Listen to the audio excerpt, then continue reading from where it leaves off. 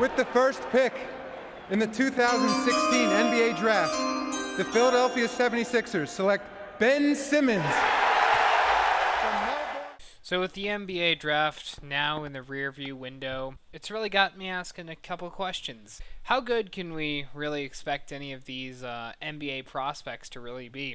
So what I've kind of done here is I've gone back really over the past 10 years and really looked at some superficial statistics, if you will, as to how realistic our expectations should be about what an NBA player can be. Now, for the sake of providing some standardized kind of statistics, I'll first explain what I measured. So, I measured how many times there was a player that reached an All-NBA first team, second team, or third team. And basically what that means is that as soon as a player reaches the first team, I count that as one, and even if they've made a second or third team, I don't score that whatsoever. So some players, they might have made a first team, but usually they make a second or third team, but I count them simply as having reached a first team, and under second team and third team, their score is 0, just for the sake of this is a measurement of what was the highest All-NBA team that they made. Some other areas that I looked at was whether or not the player had ever been an All-Star. I also divided this whole thing up into categories as players who were drafted first overall, players who were drafted in the lottery picks, which includes the first overall, second rounders, and I tried to do undrafted players. So let's first make some terms clear about what these terms mean. I know words. I have the best words. A first overall player would be somebody taken with the very first selection in the NBA draft. Now, maybe they didn't necessarily end up playing for that team. They were traded to another team before they got to actually play an NBA game. They would still be a first overall pick. A lottery pick would be any player within picks 1 through 14. So a first overall player can technically score in both the first overall category and the lottery category. Second round, fairly obvious. This is any player taken in the second round of the NBA draft, and undrafted would just simply be a player that was not drafted. But as a quick spoiler to this video, there were no undrafted anythings. So let us kind of dive into some generalized statistics here. So the first thing I looked at was how players did in between 2005 and 2012. Now, why am I not including the past 3 drafts in this? Well, I'll get more into those reasons later, and I assure you that those reasons are more complex than the fact that the 2013 draft sucks a big bag of dicks. Between the years of 2005 and 2012, each draft averaged around 4.625 All-Stars per draft. Now, what this means is that of the 60 players drafted, on average, 4.625 per draft is what you can expect will go on to become All-Stars. Each draft was averaging about 1.375 first-team players, 1.25 second-team, and 1.125 third-team players, with a total of about each draft averaging about 3.75 players who would go on to eventually be selected to an All-NBA team at some point in their careers. Now, as I'll get into more of the individual drafts, we're going to see that that not all drafts are created equal. Some drafts we're going to look at and definitely see that they were just gold mines, and some they might as well have been digging through a pile of dog shit. So what I think that these numbers kind of give us a really good idea about is that NBA drafts, even with a high pick, they are not places where you can even expect to get a starter, let alone a franchise player. Really, we're just seeing tomorrow's future backups, and I think this is further emphasized when we examine the first overall picks in between 05 and 12. So in between 2005 and 2012, the first overall selections have been iffy, so to speak. Now, between 2008 and 2012, every single player drafted first overall eventually made an All-Star game. And to contrast with that, from 2005 to 2007, not a single one of those players has ever been selected to an All-Star game. However, one of those guys was eventually selected to an All-NBA team. We're going to be getting to him pretty much immediately, so just give me 1 second to get through the rest here. So the first overall picks have been somewhat good. In that time, of course, we've seen 2 players who were first overall selections make first teams, and of course, one of those players would go on to win an MVP award. Now, for me personally, as a Denver Nuggets fan,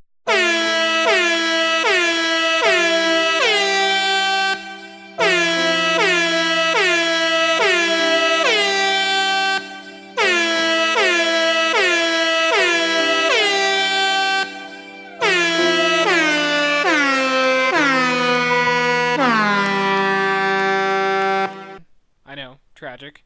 My real interests were in the lottery picks, because as a Nuggets fan, we're relying on these guys to turn around this whole franchise. In fact, I was really interested in making this video simply because I wanted to know myself, how well can you expect lottery picks to do? Lottery picks have actually been quite promising. As I said earlier, about 4.5 players per draft will eventually make an All-Star team. On average, each lottery draft has yielded 3 players that'll go on to make an All-Star game. Now, we can't immediately draw conclusions, but what I can say is that your chances of getting a player who will eventually make an All-Star game are extremely slim, as outside of the lottery picks, really each draft is only usually surrendering maybe 1 or 2 more players who will eventually make an All-Star game in their careers.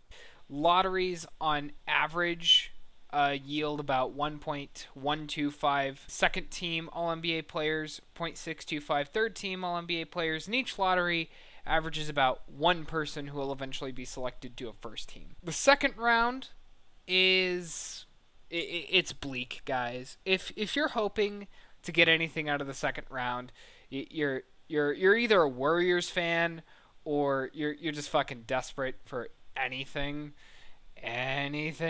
Between the years 2005 and 2012, there were a total of 4 players to be selected to an All-Star team who were drafted in the second round, which means that on average in this time period, we have about 50% of all drafts will have 1 player in the second round eventually make an All-Star game. Some other notable statistics is that there have been 2 players drafted that would eventually make a first team, and there was 1 player who eventually made a third team. In the drafts in between 2005 and 2012, there was 3 MVPs selected in that time period.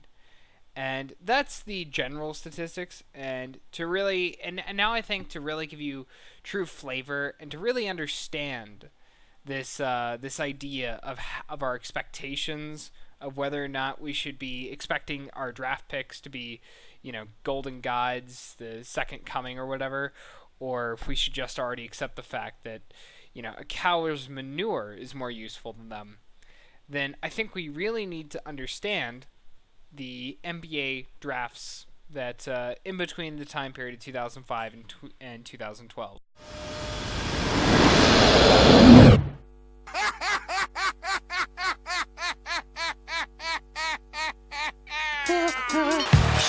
It is 81-74. And the San Antonio Spurs, with tough defense, and Tim Duncan answering a lot of questions and erasing any doubt about coming up big when you have to come up big. And for the 3rd time in 7 seasons, the San Antonio Spurs are the NBA champions. George Bush doesn't care about black people.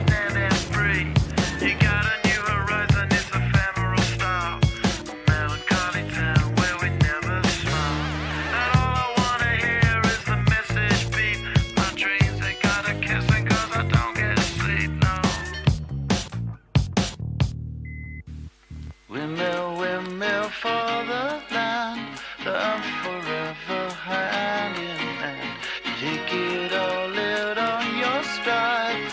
It is taking falling down. Love forever, love is free. Let's turn forever, you and me. Windmill, windmill for the land is everybody in.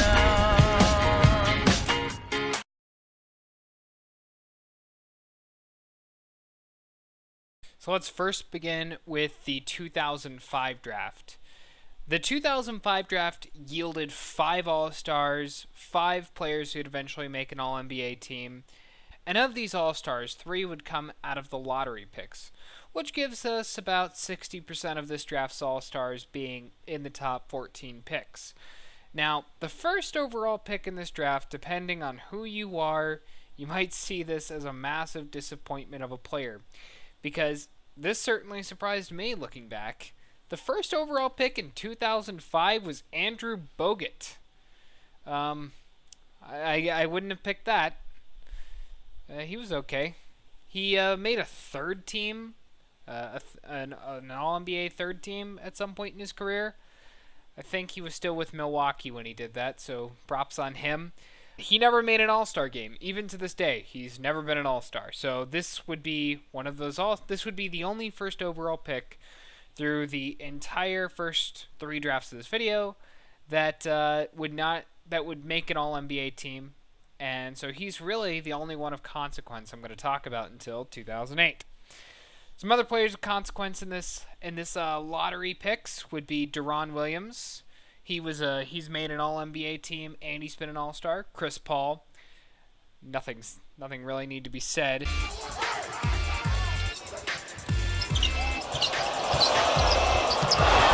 Crosses over. I'm sure you know Chris Paul from those great Cliff Paul commercials. Cliff Paul was destined to lead a life of helping others. And that led him to become a State Farm agent. Andrew Bynum. Andrew Bynum being a terrible person because he played for the Lakers. Generally speaking, unless your name is Kobe Bryant, I probably think you're a terrible person if you play for the Los Angeles Lakers. But he did make an All-Star team and an All-NBA team at some point in his career. And what you'll find is that as we go through these, there's a lot of players I'm going to talk about that just don't play in the NBA anymore. They're not famous any longer. And one would be Danny Granger. He was an All-Star at some point in his career. And, of course, he doesn't even play in the NBA anymore. He's gone. He was taken 17th overall in the first round. David Lee, the last pick in the first round, made an All-NBA team and an All-Star team.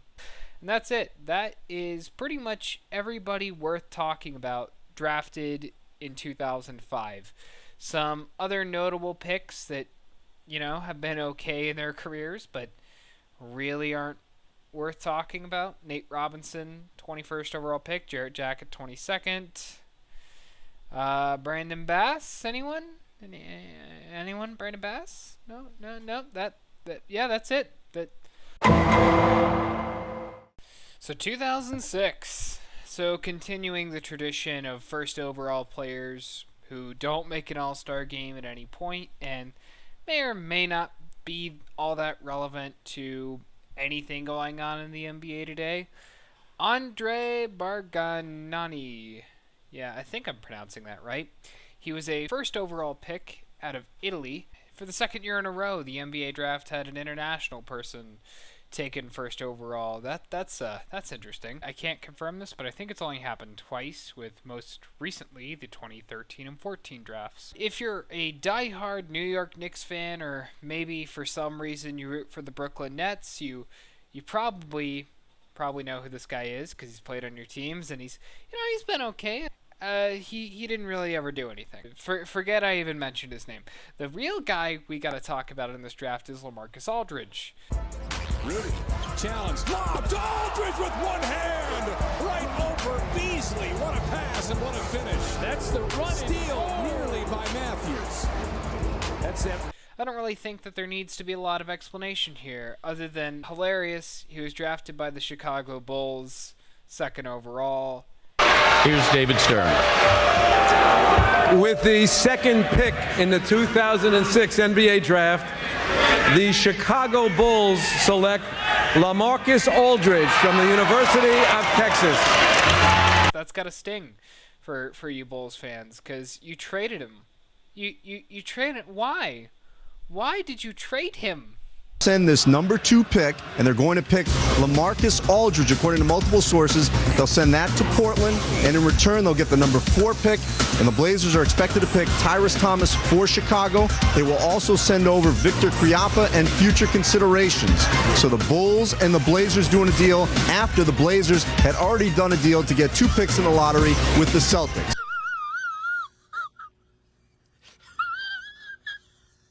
That was kind of silly. He's a 5-time All-Star, made a second team. He's okay. He's okay. Brandon Roy, he made an All-NBA team and an All-Star team at some point in his career. Played some time on the Trailblazers. Hasn't played in the NBA in almost 3 years now. A lot of players from back then don't really matter anymore. And that's all of the players who mattered in the lottery draft this year. This was one of the weaker years for the lottery, as the lottery only yielded 2 All-Stars, and it only yielded 2 people who would make an All-NBA team. In fact, 2006 would be a year where more underdogs, if you will, got more recognition. 5 All-Stars were taken in this draft, and only 2 came out of the lottery. Now, thankfully, the next 2 players are pretty interesting. Rajon Rondo and Kyle Lowry. I really don't feel that a lot of explanation is needed. They're fantastic players. You know who they are. And this is when we get to mention our first second-round All-Star, and that would be Paul Millsap. So, while 2006 might not have been a great year for the lottery, or even really a great year for the struggling teams that were desperate to rebuild, certainly it was a great year for the rich. They just got better. The good just got better. Unless you're the Bulls. I keyed. Well, overall, it was not the greatest draft that we're going to talk about today. It certainly was significantly better than 2005, and it offered more players who'd go on to be worth consequence, and more interesting players too, just in considering that the majority of the best players from this draft were not the top prospects in the country. So 2007 is one of those mixed bags of a year. While yielding the lowest to this point in this list, only 4 All-Stars, it did, however, yield 3 people who would eventually go on to make an NBA first team. 1 who would make a second, resulting in a total of 4 people to make All-NBA teams. Can you guess which ones made the first All-NBA team? Let me list them off for you. Kevin Durant, Al Horford, Joakim Noah, and a guy you might have heard of, maybe, second round pick, by the way, Marc Gasol. So this was a fairly interesting draft. The lottery pick yielded 3 players who were pretty stellar all in all. Kevin Durant would, of course, win an MVP. Al Horford made a second team at one point in his career. So this is an interesting year as it produced Kevin Durant, Joakim Noah, and Marc Gasol. Now, Marc Gasol is the first second-round pick really on this list that just kills me. Second time he's been unsuccessful. Plumlee with 11. Gasol behind the back. Oh, what a pretty play to Tony Allen. A bit of Spanish magic for Marc Gasol. Usually I give Marc the stanky face because he's done. He's been such an incredible player for so long on a team that just will never get him anywhere. And that truly breaks my heart. The first overall pick this year was an absolute joke. It was Greg Oden. Really, really shit-tastic player. Most recently, he played in the NBA in 2014. He's just finished this season playing with the Jiangsu Dragons. I hope I'm pronouncing Jiangsu right. Sorry if I'm not. That's a CBA team, right? Yes, CBA. So So that's his legacy. Meanwhile, Kevin Durant is ruining Earth. So the 2007 draft still making noise, as Joakim Noah still matters and Marc Gasol still matters. Some other players drafted in this draft that are worth mentioning that have never been All-Stars or All-NBA players is Aaron Aflalo at the 27th overall pick, Nick Young, so Swaggy P, a.k.a. that dude who D'Angelo Russell filmed admitting to cheating on Iggy Azalea, which is how we will remember him 10 years from now. So enjoy being a trivia question, Swaggy P. 2007, mixed bag of a year, like I said. Really a lot of forgettable players in this draft. I mean, the guys who are worth mentioning are definitely mentioned. They've been very successful, but everybody else has been pretty shitty. I don't know. Corey Brewer, he's okay. 7th overall pick. I think this is an example of how the lottery will either completely make your team or do absolutely nothing. As for the Seattle Supersonics, it didn't help Seattle keep their NBA team, but it helped Oklahoma City make an exciting one. So way to go, Seattle, being the big man. Always helping the little guy when they really need help. You know, just give them a cup of coffee, give them an NBA team.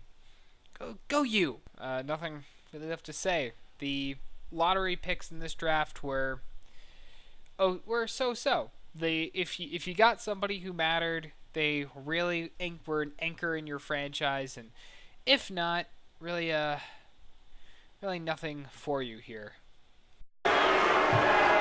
With the first pick in the 2008 NBA Draft, the Chicago Bulls select Derrick Rose from the University of Memphis.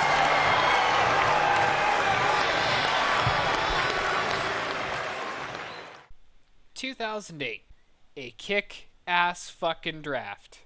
This is really the first draft that I've been able to mention to this point that is objectively fucking awesome. So, the first overall pick, you all know, say it with me, D. Rose.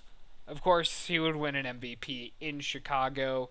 Sadly, wouldn't really do anything else in his career. I mean, his career was kind of abruptly interrupted by an unnecessary injury in the playoffs. We're crying out that you bypassed the harder team in Miami Heat. Rose came down bad on his left foot. See him holding on to his knee and down. He is going to say, wow, why was he in the game? Let's see how he comes down on the left leg. Keep an eye on the left leg. There. Yep, when he planted, that's when whatever happened. Let's see here. Yeah, it's before he comes down. It's the plant right there on that left leg. Insert D. Rose memes. He basically, his whole career has become a meme since that injury. Even though his career is a meme today, in that short amount of time that he was playing healthy and before that entire ACL injury, D. Rose had one of the largest impacts of any player on the NBA that I'm going to talk about in this whole video. Russell Westbrook, first team player. Of course, don't really need to say a lot about him. He's a beast. Westbrook deals the other way with the loose ball. Surging right, goes behind the back, jump passes inside to Brewer for the right-hand lay-in. Oh, a circus athletic effort by Westbrook. Got the ball hung up on his hip, went behind the back and around the world and jump pass. Kevin Love has made a second team in his career. He's a really just excellent player. Fuck the Cavs, though. Not really a big fan. Brook Lopez, he's never made an All-NBA team, but he has been an All-Star.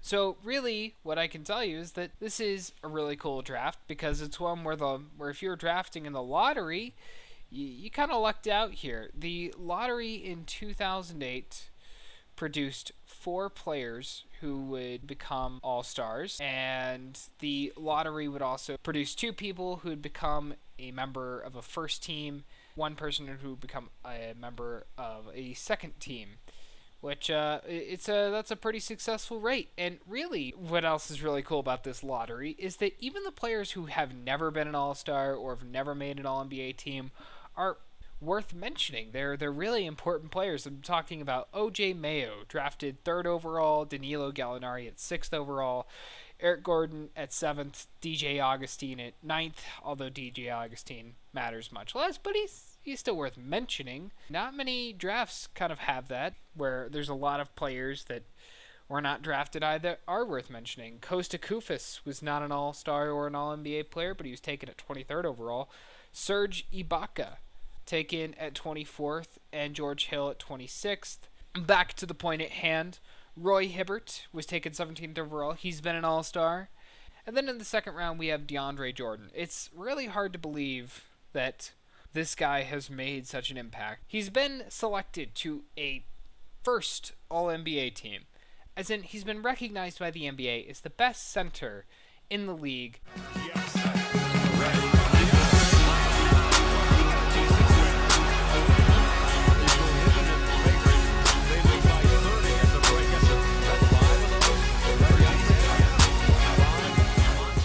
And yet he's never made an all-star game, and he plays for a Los Angeles team. And you have the nerve to tell me Clippers fans are real? The Clippers fans are not just Lakers fans bandwagoning because their team is horrific? Yeah, Lakers, baby. Yeah, Lake Show. Let's go, Kobe. Let's go, Kobe. Let's go. 102-94 is the final. Yeah, I really believe that. Goran Dragic, he was taken 45th overall by the Spurs, but of course Dragic really didn't matter until more recently. So he's also been selected to a third All-NBA team. 2008 was one where the second round was fairly good. Two players who I think have really been worth mentioning. Of course, there is Patrick Ewing Jr. Does he matter? No, he doesn't. So in conclusion, 2008 had 5 All-Stars and 5 players make All-NBA teams, as well as tons of other notable players that were never All-Stars and never All-NBA players. Really, when comparing this to most drafts, we can clearly see 2008 kicked ass. Woo! I did not think that this was going to take 27 minutes to do exclusively just the first part of this video. So I'm going to stop right here, and I'll pick it up in part 2, and we can finish off from 2009 through 2012. And if any feedback would be really helpful in terms of how this shitty video could be improved.